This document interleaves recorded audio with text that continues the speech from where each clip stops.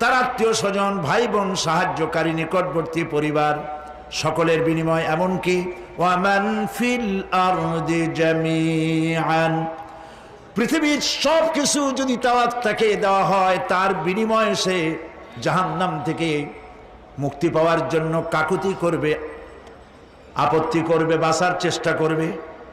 কিন্তু আল্লাহ রাব্বুল আলামিন পরিষ্কার করে বলেছেন, জাহান্নাম থেকে কাফেরদের মুক্তির কোনো উপায় নাই।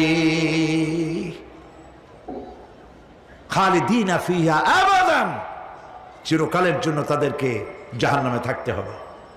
এই জাহান্নামের কঠিন শাস্তি থেকে বাঁচার জন্য আল্লাহ রাব্বুল আলামিন কোরআনে কারীমের মধ্যে বলেছেন, ইয়া আইয়ুহাল্লাযীনা আমানু কু আনফুসাকুম ওয়া আহলিকুম নারা, হে বিশ্বাসীরা,